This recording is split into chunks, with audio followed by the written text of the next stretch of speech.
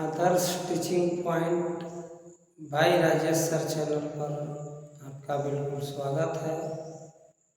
आज मैं इस वीडियो में आप लोग को नंबर सिस्टम वास्तविक संख्या के अंतर्गत परमेय और अपर्मेय संख्या, शांत दशमलव, अशांत दशमलव को सरल एवं अलग अंदाज में सीखेंगे। तो चलिए समय को बर्बाद न करते हुए हम लोग इस वीडियो को स्टार्ट करते हैं। तो संख्या पद्धति में पिछले क्लास में आप लोग को पढ़ाए थे कि एक परिमेय संख्या होते हैं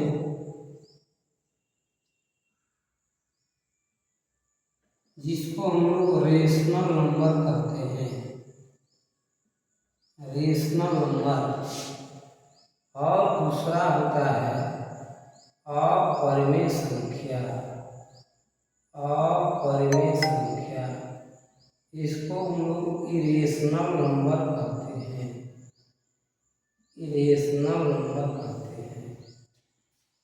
तो आप लोग परिमेय संख्या के बारे में जानते होंगे या पिछले वीडियो में आप लोग को बताए थे भी कि परिमेय संख्या वह संख्या है जिसको P/Q के रूप में हम लिख सकते हैं।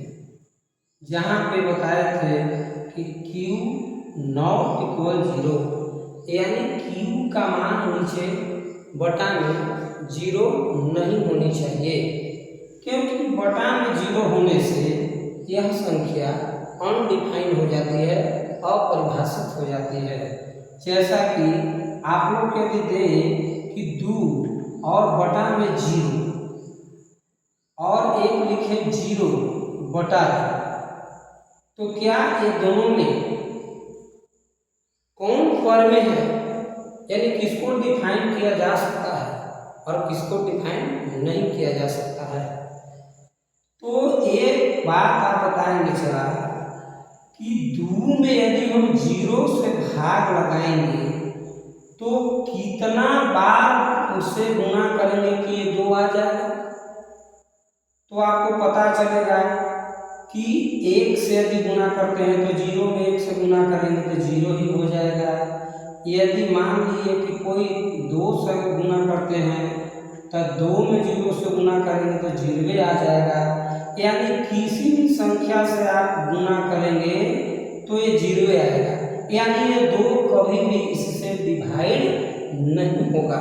इसीलिए इसको हम लोग अनडिफाइंड कहते हैं, अपरिभाषित कहते हैं, और ये अपरिभाषित को इन्फिनिटिव से इंडिकेट करते हैं। लेकिन यही संख्या को 2 से यदि हम 0 में भाग देते हैं तो यहाँ 0 लाना है, तो 0 से गुणा कर देंगे तो 0 आ जाएगा और एक कट जाएगा। तो एक तो डिफाइन हो गया, परिभाषित हो गया।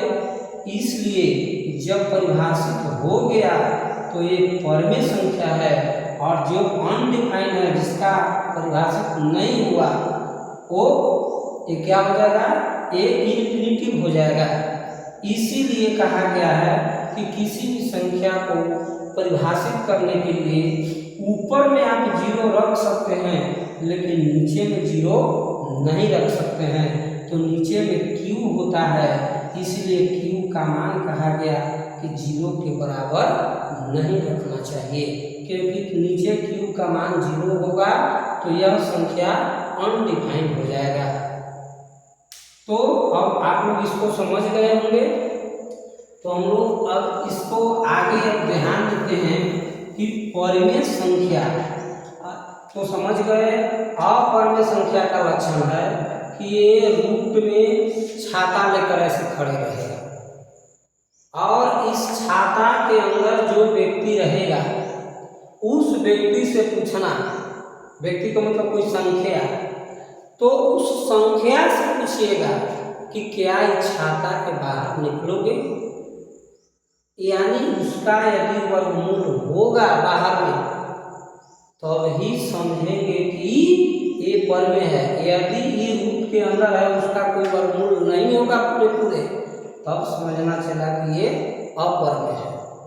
नहीं निकला तो अपर में, इसमें से निकल गया तो पर में। बस दो कंडीशन, एकदम लक्षण पकड़िए। पर में और अपर में समझने के लिए बस मेन लक्षण को समझेंगे आप लोग।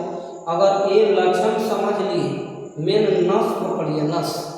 यदि नस पकड़ा गया तो उसमें आप इंजेक्शन दे रहे हैं तो रोगी को किसी प्रकार की परेशानी नहीं होगा। नसें नहीं पकड़ा गया और ऊपर से सुई दे रहे हैं तो फूलना शुरू हो जाएगा और रोगी छटपटाने लगेगा, वो दर्द से बेचैन हो जाएगा, कहेगा कि ये बढ़िया डॉक्टर नहीं है, इसका नसें नहीं पकड़ने आ रहा है। तो सबसे पहले नस पकड़ना सीखें। यानी रूट में परमे में भी रह सकता है, लेकिन इससे पूछो कि 16 है रूट में, क्या ये बाहर निकलेगा? तब बोलेगा कि जी हाँ निकलेंगे, हम 4 हो जाएंगे बाहर निकलकर। तो ये लक्षण परमे का है। लेकिन यही रूट के अंदर ये 8 है और 8 से बतियाओ कि क्या बाहर निकलोगे जी? तो 8 का क्या वर्गमूल होता है? नहीं होता है, इसलिए ये अपर में हो गया। और कहें क्या पर रूट अंडर 17 लिखे, बोलो इस 17 कभी बाहर निकलेगा? नहीं निकलेगा। तो ये कौन सा लक्षण है? अपर में का।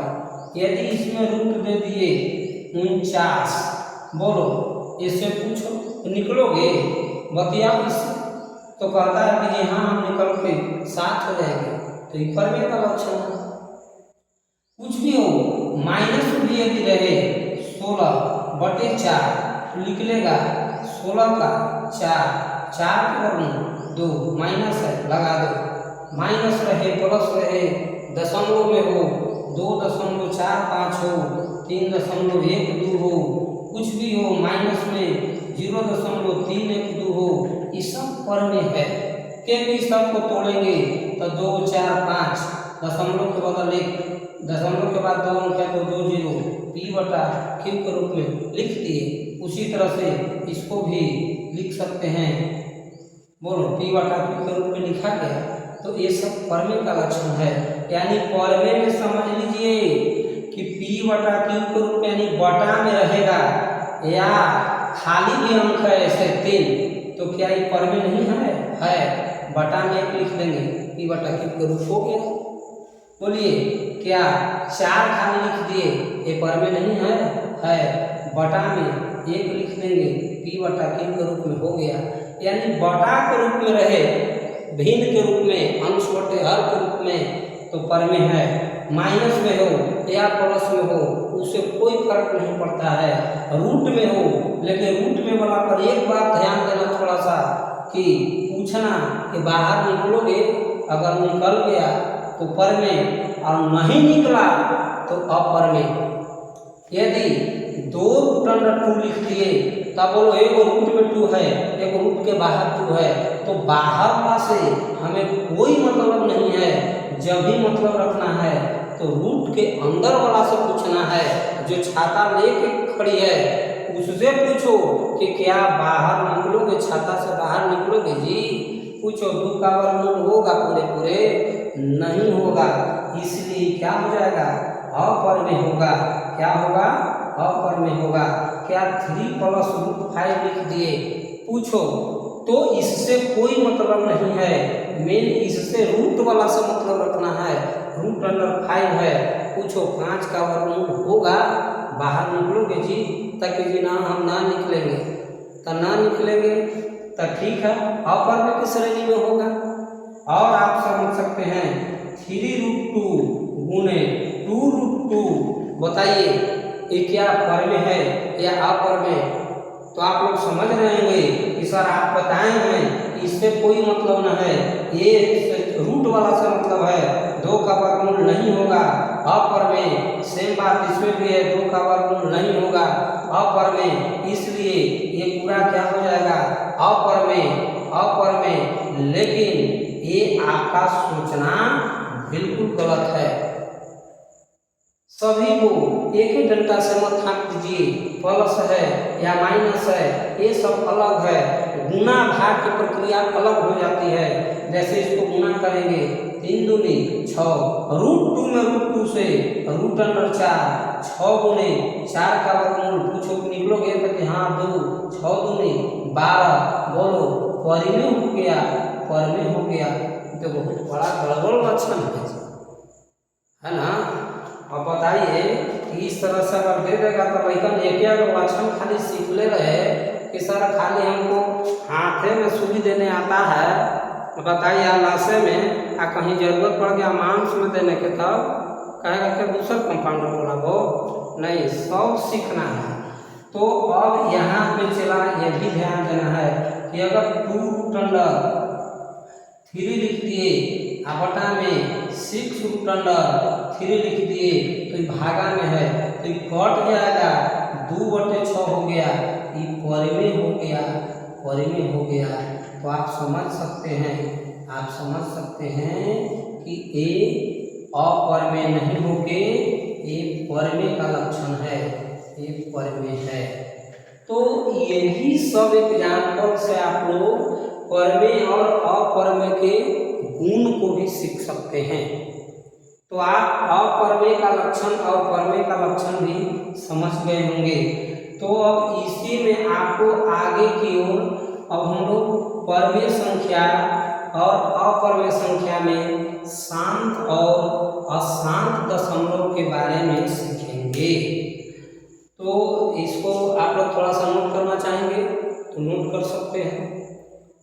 फिर इसके नेक्स्ट वीडियो में भी आपको एक खास परिमेय और अपरिमेय के स्पेशल गुण से आपको परिचित कराएंगे। जैसे कि कभी प्लस के साथ परिमेय और अपरिमेय को जोड़ते हैं तो अपरिमेय होता है, लेकिन उसी को गुना करते हैं तो कभी परिमेय हो जाता है। कभी ऐसा भी है कि दो अंक अपरिमेय को गुना करेंगे तो परिमेय भी हो सकता है और अपरिमेय भी हो सकता है। ये दोनों कंडीशन इसमें मिल सकता है आपको। तो ऐसे ऐसे कंडीशन को समझने के लिए आप लोग को इसके नेक्स्ट परिमेय और अपरिमेय के गुण बताएंगे, उस गुण में आपका सारा प्रॉपर्टी दिखा दिया जाएगा। तो अभी हम लोग परिमेय और अपरिमेय में शांत और अशांत के बारे में सीखेंगे। तो आप लोग इसको नोट कर लिए होंगे, नोट कर लेंगे।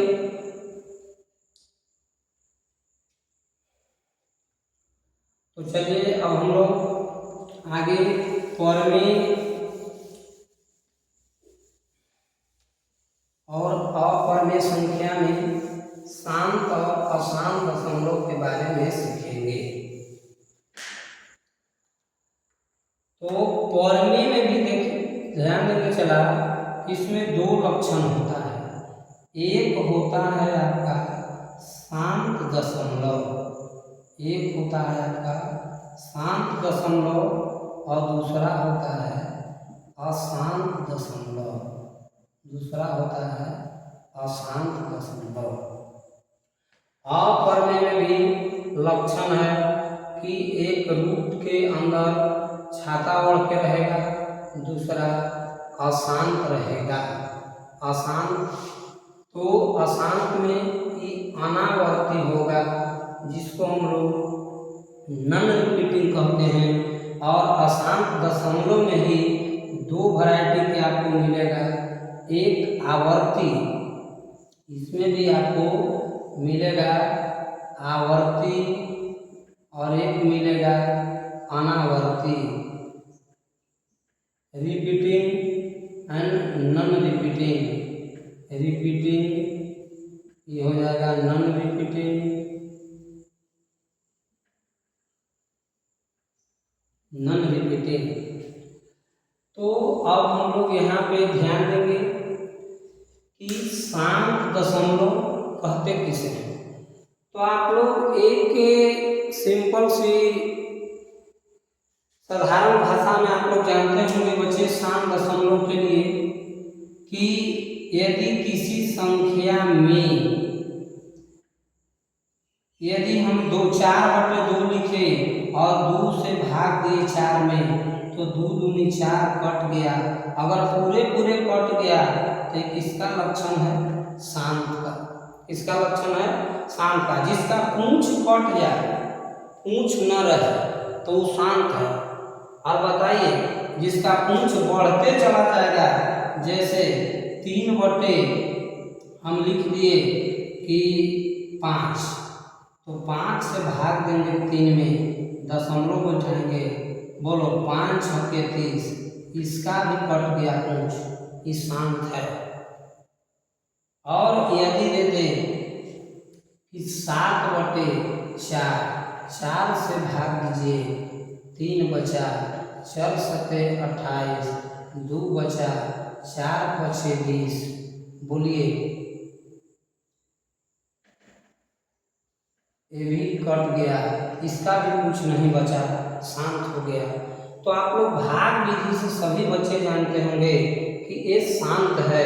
अगर यही दे दिया जाए 22 बटे 7, 7 से भाग दीजिए, 7 या 21, कट गया, दशमलव बैठाएंगे एक बार में, फिर दशमलव बैठाएंगे 4 बार में, फिर दशमलव बैठाएंगे, फिर लिखते जाएंगे इस तरह से। यानी पता चल गया इतने से लक्षण कि इसका पूंछ कभी कटने वाला नहीं है, यानी शांत होने वाला नहीं है। ये डॉट डॉट डॉट डॉट आगे की ओर बढ़ते जाएगा। तो ये भाग विधि से आप लोग समझ गए बच्चे कि जिसका पूंछ न कटे, आगे भाग देते जाए, दिन भर भाग देते हुए कई दिन महीना बीत जाएगा, वर्ष बीत जाएगा, लेकिन कटने वाला नहीं है। यहीं से इसका लक्षण पकड़ा गया कि इसका लक्षण है कि कभी कटे उटेगा नहीं। जैसे हनुमान जी ने, आपको पता होगा कि उनको लंका नगरी में गए थे, तो उसके पूंछ में कपड़ा लपेटते लपेटते थक गए थे, लेकिन वो पूंछ बढ़ाते गए थे, कभी उनका पूंछ समाप्त नहीं हुआ था, अंत में थक गया था लोग वहाँ के। तो ठीक उसी तरह से इसको दिन रात महीना वर्षों भी बिता दोगे, फिर भी इसका पूंछ समाप्त होने वाला नहीं है।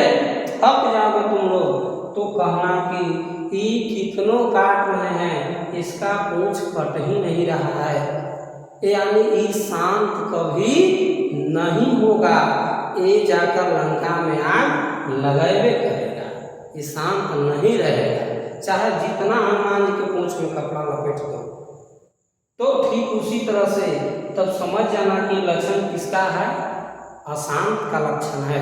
तो आप लोग चला ये भाग विधि से समझ गए, लेकिन अब हम एक अलग विधि से आपको समझाने जा रहे हैं, अलग विधि से आपको समझाने जा रहे हैं यहाँ पे। तो ध्यान देंगे कि शांत दशमलव है क्या।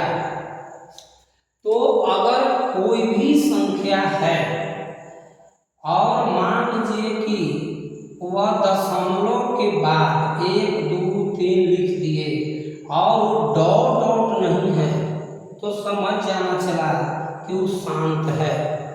क्या है? शांत है। आज जो शांत होगा वो पक्का है कि क्या होगा? परिमेय होगा। क्या होगा?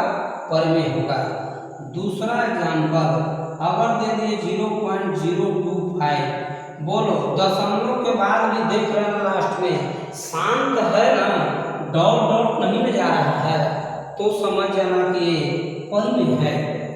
नंबर तीसरा, अगर आपको दे दिए 2.143 dot dot dot dot dot dot, तो ध्यान देना कि डॉट डॉट है, क्या ये शांत नजर आ रहा है? नहीं, शांत नजर नहीं आ रहा है। तो इसी को क्या कहेंगे? अशांत कहेंगे। इसको क्या कहेंगे? अशांत कहेंगे। लेकिन ये सबको क्या कहेंगे? शांत कहेंगे। ये सबको क्या कहेंगे? शांत। ये क्या है? अशांत। अगर मान लें कि 0.025 डॉट डॉट डॉट डॉट, बोलिए ये शांत है कि अशांत है? ये भी शांत नहीं है, तो ये क्या है, अशांत है। अच्छा, ऐसे संख्या जब लिखल है तो इसको अगर रोकना है तो क्या कर सकते हैं, हैंड ब्रेक लगा सकते हैं। 0.025, देखिए 0.025, 025, 025, बार बार अगर एक ही संख्या रिपीट कर रहा है तो कहो कि बार बार तुम यार क्यों परेशान हो, एक ही बात बार बार क्यों बोल रहे हो, एक ही बात बोल के और मुंह पे लगाम लगा दो, चुप हो जाओ, हम एक ही बात से आपको समझ गए कि आप क्या कहना चाहते हैं। अगर आप ही के पास जाए, डॉक्टर के पास कोई रोगी जाए और एक ही बात के बार बार रिपीट करे तो डॉक्टर क्या कहेगा कि तुम शांत रहो जी, से एक ही बात बार बार क्यों रिपीट कर रहे हो, उसको मुंह पर लगाम लगा दो, कहो के रुको यहीं पे, एक बात बोल दिया उतने पर चुप रहो, हम समझ गए कि तुम क्या कहना चाह रहे हो, यानी यहीं पे रोक दो। तो ये बार या रेकरिंग इसको कहते हैं। चला, तो इसको अगर रेकरिंग लगा हुआ है तो समझ जाना कि ये शांत कहीं न कहीं नहीं था, बार बार एक ही बात को रिपीट कर रहा था, अशांत रूप में था, तो इसका भी लक्षण क्या है, अशांत ही है। तो आप कह सकते हैं कि सर शांत भी होगा तो पर में, अशांत भी होगा तो पर में, तो सर इसमें भी लिख दिए हैं अशांत तो अपर में, तो पहचानेंगे कैसे कि अब शांत वाला तो समझ जाएंगे कि पर में है, लेकिन अशांत वाला में तो बच्चों को कंफ्यूजन है कि सर अशांत दोनों में आ जा रहा है, तो कैसे पहचानेंगे कि पर में कि अपर में। सही बात है, ये बिल्कुल बच्चों को यहीं पे मेन कंफ्यूजन होता है और यही कंफ्यूजन को इस क्लास में दूर करूंगा। तो चलिए अब हम लोग ध्यान देंगे कि इसी में यदि आपको ये संख्या, एक ही संख्या बार बार रिपीट कर रहा है तो अशांत तो है ही है, लेकिन एक ही संख्या बार बार रिपीट कर रहा है तो इसी को आवर्ती कहते हैं। इसी इसमें भी देखिए रिपीट कर रहा है तो इसी को क्या कहेंगे, अशांत आवर्ती कहेंगे। क्या कहेंगे, आवर्ती कहेंगे। और यदि कोई संख्या 5 नंबर एग्जाम्पल हो गया, आगे इसमें एग्जाम्पल दे रहे हैं कि यदि 2.342, 312, 562, 982 dot dot dot dot dot, बोलिए ये भी तो अशांत है। चला, तो अशांत में दो लक्षण बताए आपको कि एक आवर्ती और एक अनावर्ती। तो आवर्ती में आप लोग समझ गए कि दशमलव के बाद यदि कोई एक संख्या बार बार रिपीट करता है और डॉट डॉट में है तो अशांत तो है ही है, लेकिन वो आवर्ती है। और इसमें भी अशांत है, लेकिन ये मेन नस ये पकड़ना है कि दशमलव के बाद क्या कोई संख्या, एक ही संख्या बार बार रिपीट कर रहा है। देखिए तो 342, फिर 312 हो गया, 562 हो गया, 982 हो गया, यानी दशमलव के बाद एक ही संख्या रिपीट नहीं कर रहा है, तब समझेंगे कि कौन सा है, अनावर्ती है, यानी ये भी अशांत है। लेकिन अशांतों में कैसा अशांत है, तो अशांत अनावर्ती है। तो अब आप लोग चला समझ गए होंगे कि अशांत अनावर्ती जो है वो किसका लक्षण है, अपर्मेय का लक्षण है। यानी इसमें आपका समझेंगे यदि 3.142, 572, 893, 453 dot dot dot dot dot, तो ये अशांत अनावर्ती का लक्षण है। और ये ऐसे अगर रिपीट न करे एक ही संख्या और डॉट डॉट में रहे तो समझ जाना कि अशांत अनावर्ती है, ये नॉन रिपीटिंग है, और ऐसे संख्या को हम लोग अपरिमेय संख्या कहेंगे। बोलिए रूट अंडर 22/7 लिख दिए, रूट अंडर पाई, रूट अंडर में अगर कोई संख्या भी लिख दें, जैसे कि रूट अंडर 7 केवल लिख दिए, तो 7 का वर्गमूल क्या होगा, तो 7 का वर्गमूल आप निकाल लेंगे, तो रूट 7 का वर्गमूल आप जब निकालेंगे तो आपका 2 दशमलव कुछ 3254 डॉट डॉट डॉट डॉट कुछ भी हो सकता है, यानी ये निकाल कर आप लोग चेक कर लेंगे, 2 दशमलव के बाद ही कुछ होगा।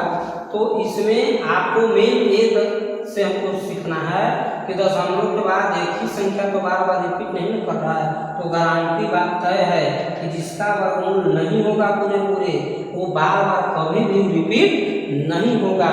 तो रिपीट नहीं होगा तो हम समझ गए कि अशांत अनावर्ती है, और अशांत अनावर्ती हुआ तो किसका लक्षण? अपरमेय का लक्षण है। तो आगे और भी एग्जाम्पल आपको दे रहे हैं, जैसे कि दे दिए 0.0120 0.00120012 तो क्या आप समझ सकते हैं कि क्या एक ही संख्या रिपीट कर रहा है? तो नहीं कर रहा है। दशमलव के बाद 012 फिर 0012 कहाँ एक ही संख्या रिपीट हो रहा है? तो ये भी अशांत अनावर्ती है, और अशांत अनावर्ती है तो अपरमेय संख्या होगा।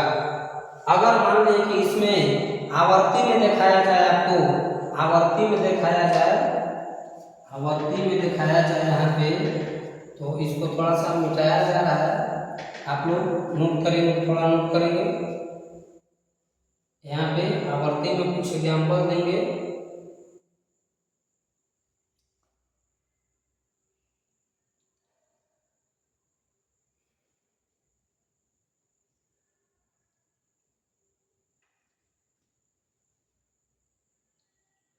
तो चलिए नोट कर लिए होंगे।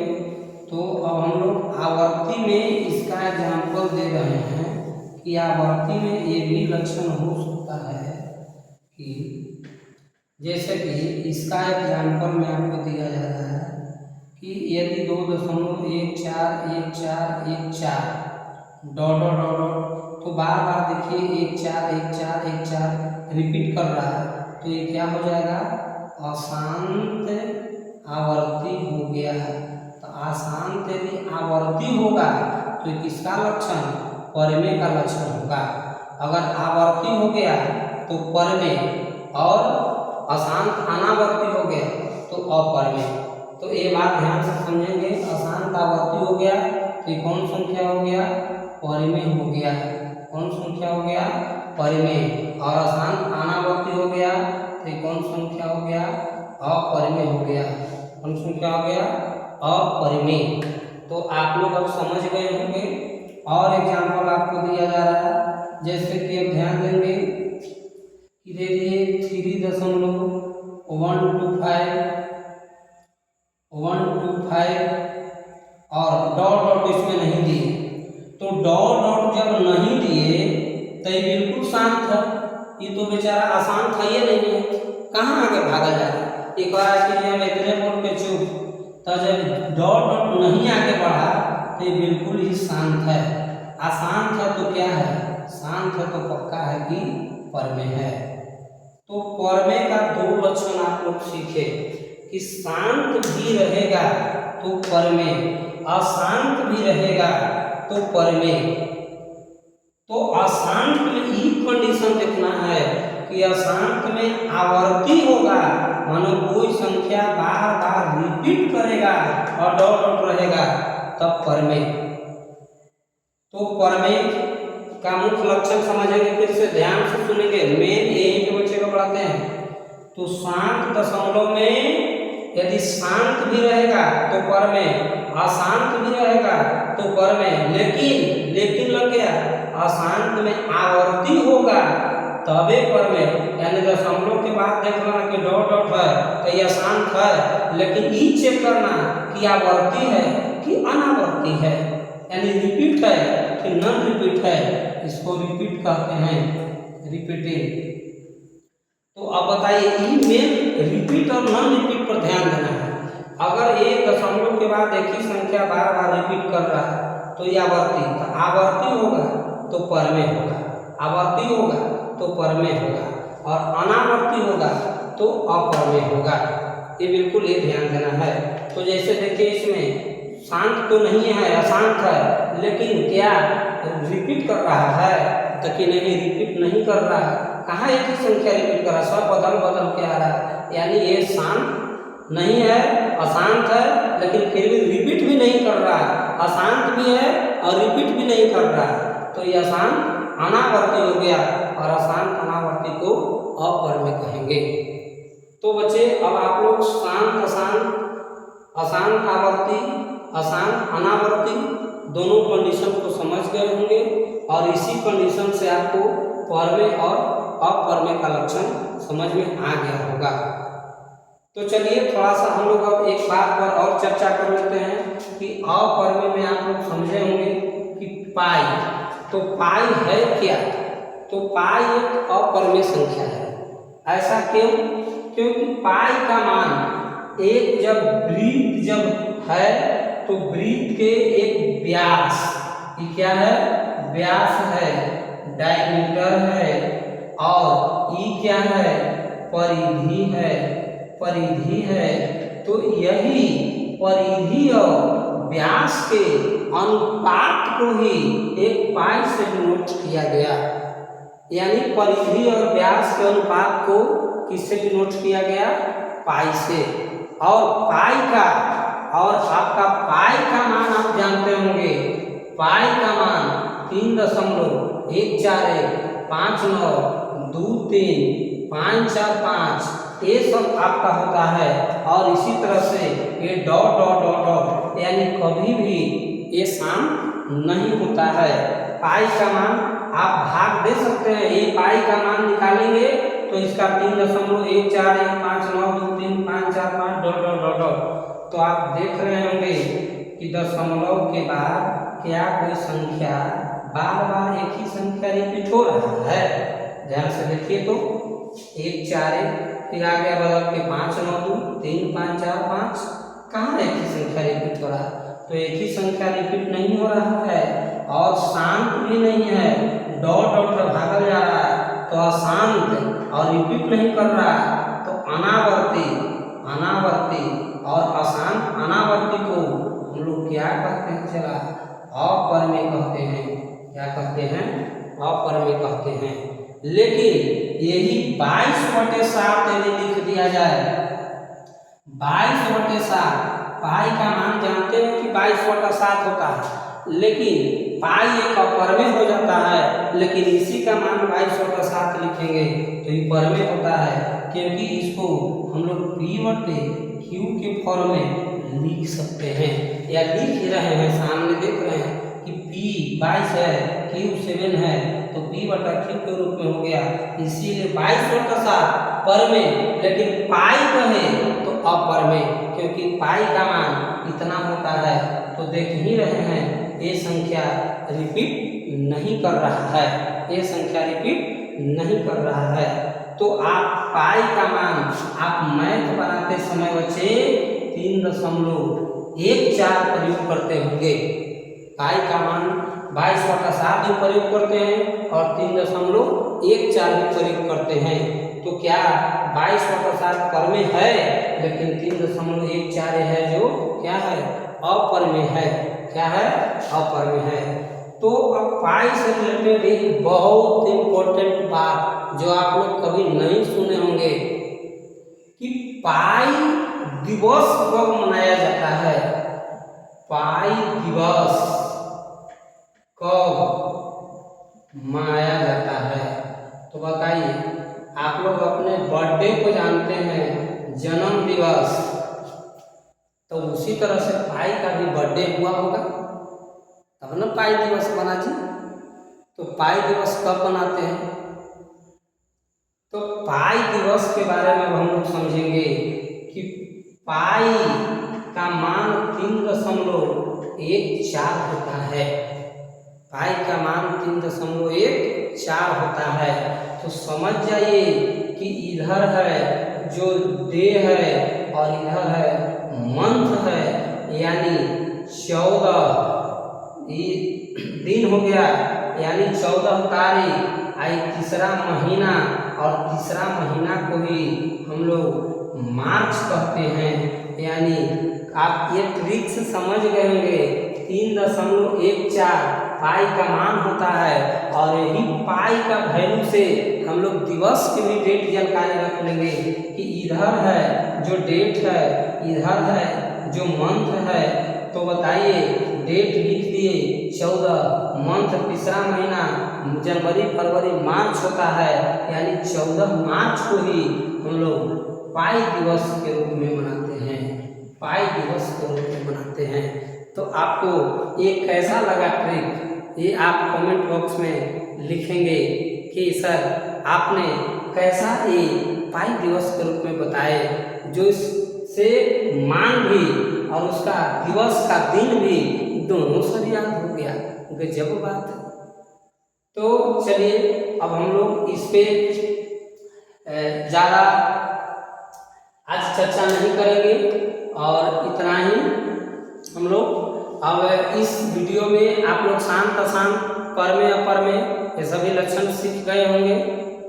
तो चलिए अब आप लोग का बहुत बहुत इस आदर्श टीचिंग पॉइंट चैनल पर ढेर सारी शुभकामनाएं, और मैं आप लोग को कमेंट बॉक्स में इस वीडियो कैसा लगा इसको देखकर आप लोग जरूर लिखें। ये आपके मेरा कर्तव्य था जो किए, अब आपका कर्तव्य बनता है जो आप करेंगे। यदि आपको इस वीडियो अच्छा लगा होगा, इससे आप कुछ सीखे होंगे, लगा होगा कि नहीं सर हम तो ये आज बहुत अच्छे से शांत और अशांत सीख लिए, तो आपकी आत्मा कहे तो मेरा चैनल को लाइक और सब्सक्राइब का बटन दबा देंगे। और इसी के साथ आप लोग को बहुत बहुत आभार, थैंक यू।